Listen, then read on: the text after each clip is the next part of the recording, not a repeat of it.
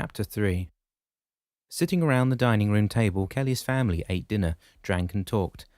Given the level of alcohol consumed, Kelly was worried that the conversation would again turn nasty. The family finding out she'd quit her job didn't help. "Why the hell did you do that, sis?" Nick asked. "They pretty much regretted my data regarding global warming and the coastal property buyback." "The what and the what?" Uncle Bill said. "Oh, you're not going on about that global warming nonsense, are you?" her dad added. Mum raised her hand high. "Oh, please, let's not argue about that again, Kelly. What's this property thing you've mentioned?" Kelly went on to give them a rundown of her idea. To say she was impressed with her family would be an understatement. They actually sat still and listened to the entire proposal. When she was done, there was stunned silence, and then Nick burst out laughing. "Kelly, are you for real? Did you really think that people on the coast would gladly give up their homes?" "Maybe it sounds silly, but yes, I did," Kelly replied. Nick rolled his eyes. "Kelly, don't you know what kind of people own coastal property? First, you got the rich conservatives, and none of them believe there's any problem with the raping nature." Kimberly gave a little squeak. "Nick, such language," Mum snapped. He smirked. "Sorry, and then you've got the bleeding heart liberals, most of whom inherited their money. So they just pay lip service to the environmental movement, and when push comes to shove, they cave." "Now, Nick, that's not fair," Kelly replied. "There are plenty of people devoted to protecting the environment." "Yeah, when it doesn't cost them anything," Nick said. "You remember when some company tried to put a bunch of windmills off of Cape Cod? All those Kennedy-style liberals with their fancy cottages on Nantucket and Martha's Vineyard objected. Oh, it will spoil our view. We don't want such things around here. And my personal favourite, the old not in my backyard excuse." Ralph frowned. All right, enough of this politics. Now, come on, Kelly, you have to be practical here. What are you going to do now?" "It's okay, I've already got something lined up," she replied. Nick snapped his fingers. "Yeah, way to go, big sis. What you got?" "My boss spoke to me before I left and asked me to take a position at the Hurricane Center over in Port Charlotte, so I start there on Monday." "So you're going to live over there?" Kimberly said. "Yeah, I got a place lined up in Punta Gorda, right near the harbour." "Oh, why bother paying rent, dear?" Mum asked. "You know we own several houses here. Why the place right next door is vacant? You could live there and rent-free." Kelly felt a deep pain stab straight through her guts. She looked down. Strange, she could have sworn she'd been transfixed by a spear. God, to live next door to Mum and Dad, insanity. 6 months and someone would be dead, so that was a no-go. Mum, while I really appreciate the offer, that is, she'd rather have a root canal without Novocaine," Nick blurted out. "Nick, behave." Dad snapped and battered him in the back of the head again. "Dad, please," Kelly said.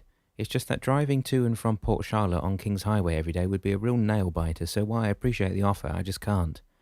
Nick grinned and rubbed the back of his head. Ever the diplomat, Kelly. "Well, if you change your mind, the offer still stands," Mum said. "Sure, thanks, Mum." Kelly sighed. Oh, same old family. She was right, of course. After they ate, they followed the 3 other Delaney traditions, drinking, cards and religion. Dad and Uncle Phil continued with the beer and wine. They cleared the table and played Uno. And as the blood alcohol level of the participants rose, their tongues got looser and looser. So as to be expected, Mum and Dad started in on their religion again. They wanted Kelly to start coming to their kingdom hall again. She had to bite her lip, real hard this time. She almost drew blood, but she managed not to tell Dad what she thought of their church. "You know the end time is coming, Kelly," Dad said. "Only the faithful will be saved." Kelly ground her teeth and took a deep breath. "Dad, I'll think about it, okay? Please, let's just enjoy our time together now." "Bravo, big sis," Nick said. "Way to go." Kelly smiled as the game continued and the conversation returned to more mundane things like Kimberly's upcoming wedding. Oh, Kelly could not believe her younger sister was going to tie the knot right around her little neck. Somehow Kelly had a feeling that they were headed for interesting times, not the end time. The sun seemed awfully hot, and this was strange to Daniel. After all, it was getting well into fall. Granted, this was Florida, but things usually cooled down a bit by October, especially here by the shore. Oh well, maybe that global warming was making the summers longer. He sat back against the wooden post of the boat dock and opened a fresh Dr. Pepper. That hit the spot. He wiped the sweat from his brow and looked around. Lemon Bay Marina was not exactly a top-of-the-line place. It was part of what was known as Old Florida. Daniel liked to think of it as working-class Florida, although he knew some people used the term redneck.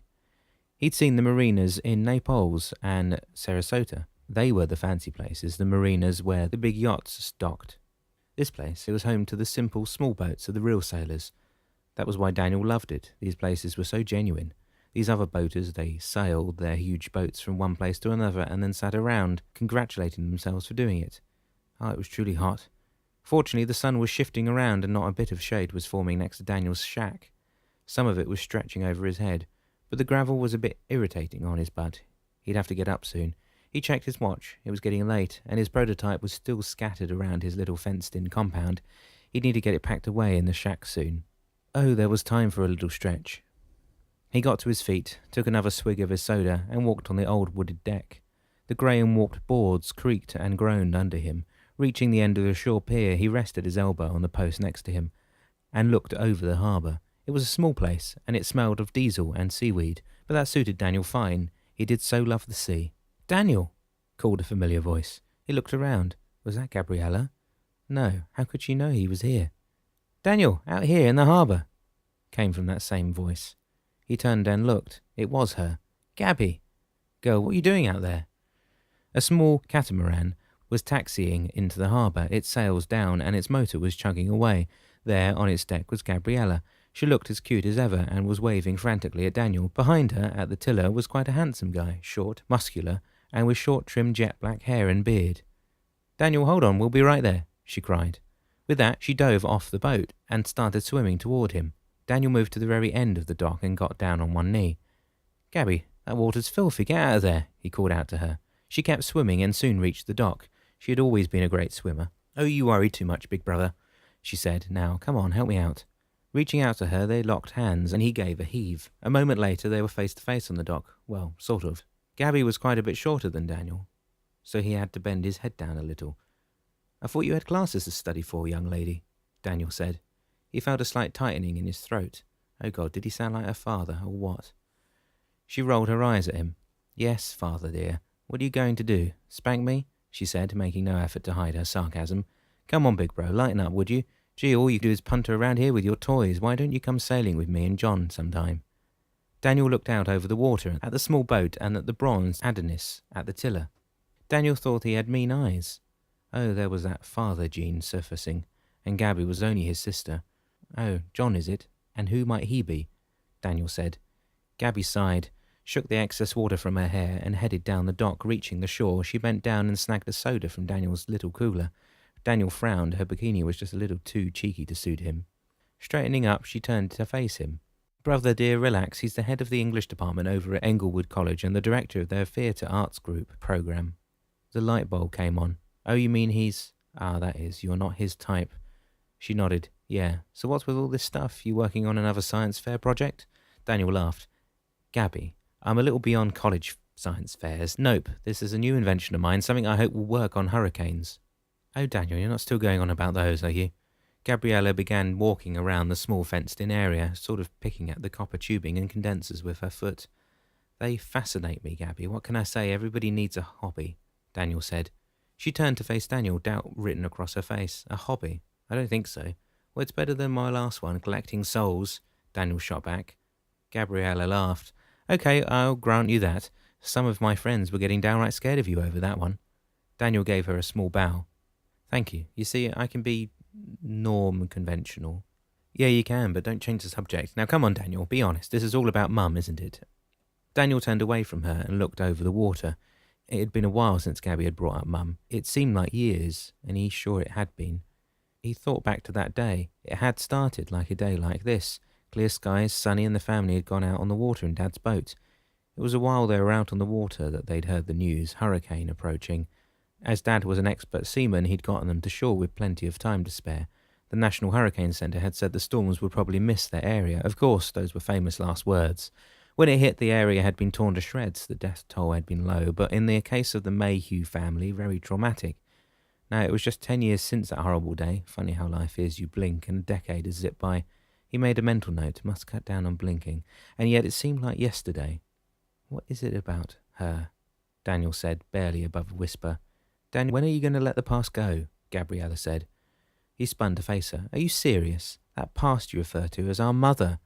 "I know that, but remember, if you stay trapped in the past, you can enjoy the present or look forward to the future. I'm not saying we forget Mum. We just need to put things in perspective." "I'll take it under advisement," Daniel replied rather dryly. Okay, let's move on," Gabriella said. Now, I have an idea to discuss with you, something John told me about. John? What, he wants me to audition for a show he's doing? Gabriella laughed. No, nothing like that, although that's not a bad idea. Anyway, he told me about a teaching position available at the college in their science department. Daniel's brow wrinkled. Ah, what, me? You want me to become a teacher? Sure, why not? With your funny bits and routines, you'd be a hoot. Me? Stand in front of a bunch of people and talk? I don't... Daniel, you used to do it at work. He chewed his lip and groaned. Yeah, but that's with people I know in the crowd, strangers. I just don't do well with them. Oh, come on, big bro. I'm sure you'd be great. Tell you what, John and I are going to grab a late lunch. How about you come along and let him tell you about the position? Can't hurt the talk. You've been kicking around here for over a month now. Come on. You've got to decide what you want to do when you grow up. Well, okay. Gabriella smiled. Great. Tell you what, you get your tinkerbox put away and I'll help John with a boat. Meet you in the parking lot in 10. You got it. With that, Gabriella gave Daniel a quick hug, moved to the narrow gate and slipped out. Daniel smiled and slowly shook his head as he began to gather up his equipment. God, she was getting to be quite the confident young lady. It seemed like yesterday that he was giving her piggyback rides around the backyard of their home. He stopped short. Home. Their old home. There was a time where Daniel made a trip, journey, pilgrimage to the old place on the anniversary of the storm. But he hadn't been there in 4 years? He was tempted to go again, but thought that maybe Gabby was right. There does come a time when you need to let the past be. Daniel got the last of his tools picked up and stowed everything in the shack. Another thought crossed his mind. Money. Dad was a trusting soul, especially when sufficiently greased with Jack Daniels or Southern Comfort. But Daniel didn't like the idea of using his father's money to fund all of his research. On the other hand, he had to look at the big picture. If this worked, the potential benefits to the nation, if not the world, were enormous. Yeah, Dad would understand. Once everything was stowed away, he locked up the shed, headed out the gate, and locked it behind him. From there, it was a short walk to the small parking lot. Well, what passed for a parking lot at this place? The marina was fairly old. It had been built back in the day when parking and landscaping rules pretty much didn't exist, so the parking lot was just a big open area of gravel and shoal. Cars and pickup trucks were everywhere, just sort of haphazardly scattered about. Gabriella and John were over by his car, the newest looking, placed on the lot. Daniel smiled. He was already liking this man. He drove a hybrid. As Daniel approached, John struck out his hand to him. Hey there, Daniel. Nice to meet you, he said. Is it okay to call you that? Daniel shook his hand and nodded. Yeah, that's fine. John, right? So where do you guys want to chow down? I could eat a dozen burgers. How about Chili's? Gabriella offered. It's right by the town centre mall. Gabby, you always want to eat there, Daniel replied with just a hint of a sigh. Hey, I get us the employee discount, she said. What's wrong with that? Daniel nodded. Okay, that's fine. You got a point there. I thought you were all set to be the next Kate Winslet or whatever. Now it was John's turn to laugh. Oh, don't worry, she will be. Your sister's got major talent. And just remember that old saying, if it weren't for Broadway, New York would have no waiters. They all had a good laugh and piled into their respective cars. Cruising down US 41, they passed through Northport and were soon approaching the mall. As it was late in the afternoon, they hit the restaurant at a good time, between the lunch and dinner rushes. As they sat down, Daniel couldn't help but think of the last time he'd taken his dad out for dinner. He always wanted to get those early bird specials. God, was his dad a Florida retiree or what? Once they got their drink orders in, they settled down to talk. Daniel got an earful regarding the pluses of the college life and the opportunities it offered. So the fact that I don't have a teaching certificate isn't important? Daniel said. John shook his head. Not at all. So long as you got the education experience and, the subject you're in. I see. Okay, so what's the exact position? Daniel asked. Essentially a basic earth scientist class, Gabriella said. Daniel chewed his lip. Huh, doesn't sound very exciting, but... Hey, it's what you make of it, Gabriella said. Chill out, little sis. I wasn't complaining, merely stating a fact, Daniel replied. Actually, that would work out quite well for me. I've got a project I'm working on, and a teaching position would give me the time and freedom to continue with it. Way to go, John said, a broad smile crossing his face. Okay, so what's the first step? Daniel said. Let me talk to the dean, and I'll line you up an interview with the head of the science department, John said. Daniel nodded. Okay, sounds like a plan. Yes, this could work out well. A simple job that would free Daniel to continue working on his new project. It needed a name. Now, what was appropriate? At that moment, the waitress brought their drinks, and Daniel had to do a bit of a double take at the sight of Gabby's. It was a tall, pale blue smoothie-type drink with a long, swirly straw in it. Holy cow, Gabriella, John said. What you got there? New drink they just started serving, she replied. It's called the Sub-Zero. Daniel smiled. Really? My, what a perfect name. Kelly sat at her computer and banged away on the keys. From her speed and intensity, One would have thought she was a woman possessed. Her office had such a nice view of Charlotte Harbour. It's a pity she didn't take note of it once in a while. Yet she had at least managed to settle in and make the place her own. Once again the family pictures hung on the wall, and now there was a new addition. She had a nice framed picture of Kimberly and David taken at the engagement party. Kelly still had strong reservations about this whole thing, but she and Nick had agreed to play nice and not rock the boat. While she thought the whole thing a mistake, it was also quite clear that Kim and David loved each other. They'd met at the Kingdom Hall, of course, and had quite the wonderful courtship, at least according to Nick's reports. Kelly had to laugh when she heard them talking about the wedding plans and how all of Kim's friends from high school were going to be her bridesmaids, 10 in all. The thing was, all of them were already married, some had been a couple for years and had kids. Still, Kelly knew this was standard with the witnesses. They were adamantly opposed to the premarital sex and encouraged early marriage. Kimberly, why? She was practically an old maid. She and Caleb, Kelly's oldest brother, they had accepted the teachings of the church hook, line and sinker. Nick and Kelly, they were the black sheep of the family. It seemed like that was always the case with witnesses. Their kids either joined the churches and swallowed their teachings hook, line and sinker, or they went completely off on a tangent. A week ago, when Kelly had called Caleb to tell him about her new job, he'd gone off on another rant about the end of times. It was uncanny. He'd sounded just like Dad. Now it was her turn to sound a warning, but one grounded in science. She finished her report and sent it to the printer. Getting to her feet, she stretched and finally managed to have a look out the window. God, Port Charlotte was no Miami. That was for sure. And yet she liked that about it. The area, including Punta Gorda, was very nice, very picturesque. Granted, it was more a retirement community than anything else, so nightlife for people her age was in kind of short supply, but she managed. Turning, she headed for the door and nearly ran into Heidi as she was coming in. "Whoa, girl, we need us a traffic light here," Heidi said with a grin. She held up a pile of papers. "Looking for these?" Kelly smiled and took the stack. "Oh yes, thank you, Heidi." "So what is it this time, another dire prediction of death?" Heidi laughed. She was a nice lady and pleasant enough to work for, but she didn't hold with Kelly's theories about a megastorm. "No, nothing like that," Kelly said. "I'm heading over to the local community college for a meeting. I've offered to hold some seminars regarding hurricane safety and preparedness." "Oh, an excellent idea. I approve." "Ah, Heidi, you already said I could do it, remember?" Kelly said. Heidi's brow wrinkled, although it was a bit difficult to see under her long blonde bangs. She was quite the willow woman and carried her age well. Kelly wasn't sure, but she figured Heidi was probably in her mid-40s and fighting it every step of the way.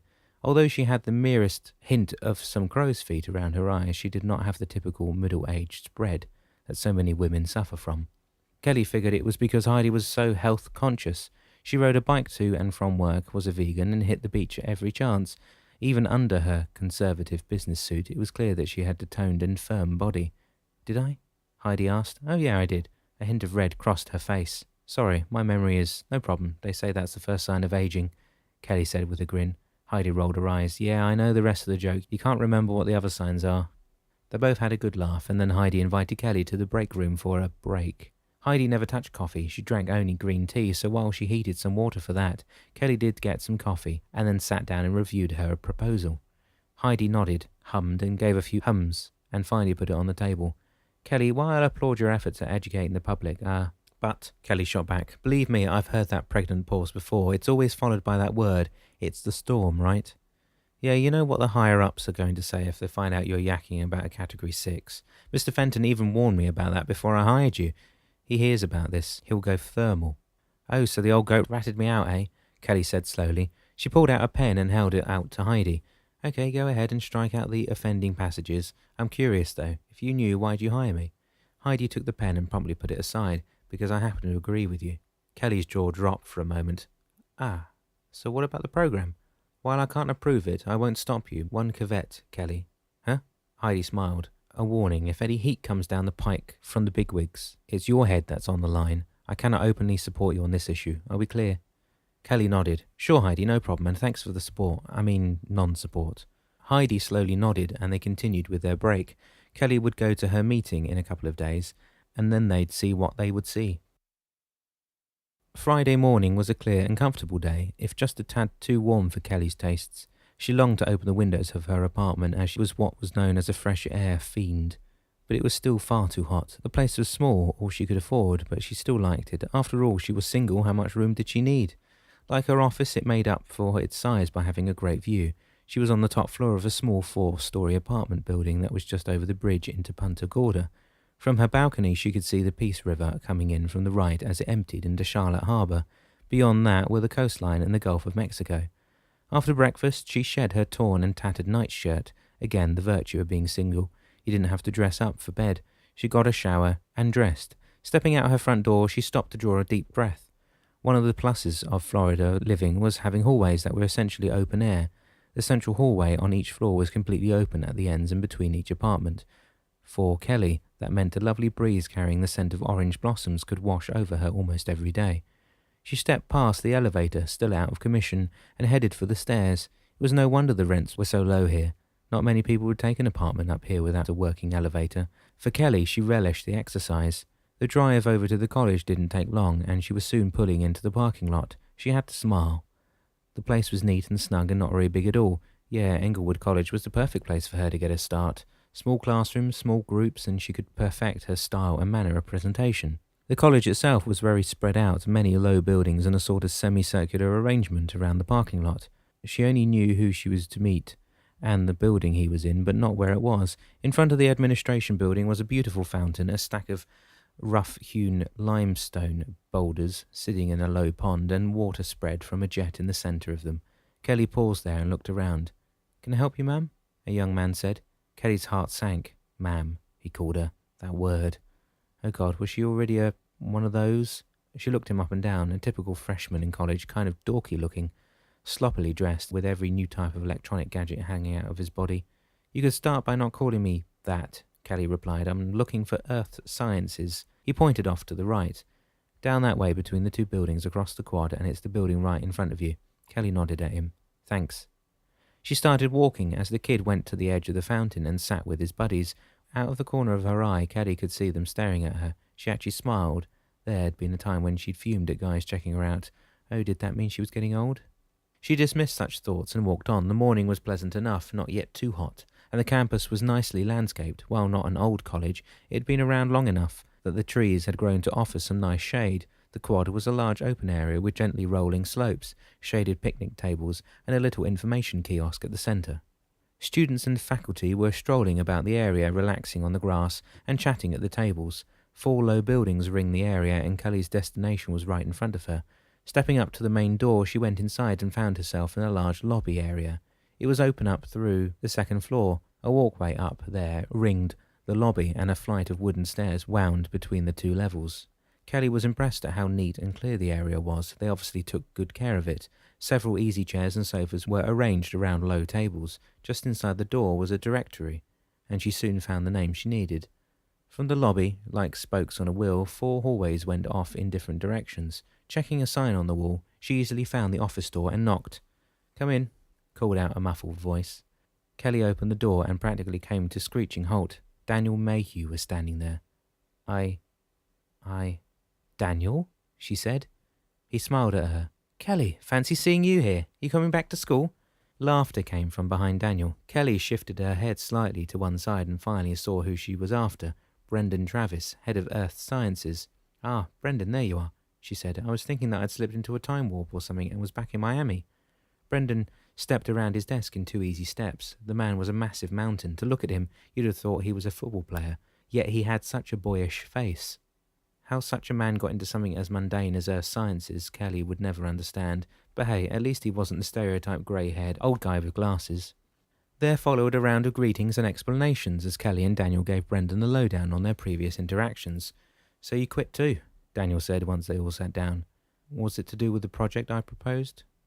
"Actually, it had to do with my new theory on megastorms. What I call the Category 6 theory. It's why I'm here to talk to Brendan. What about you?" "Oh, Daniel was taking a position here," Brendan said. "Going to teach an earth science course with emphasis on how it relates to the Florida environment." Daniel smiled.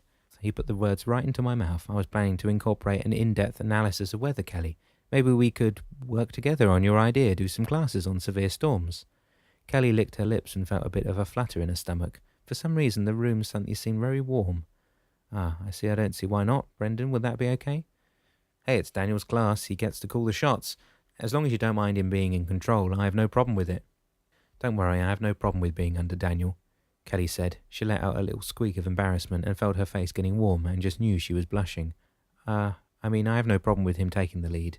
They all laughed. It's okay, Kelly, I understand, Daniel replied. Kelly wasn't sure, but it looked as if his face was taking just a hint of pink too. She only hoped hers wasn't bright red.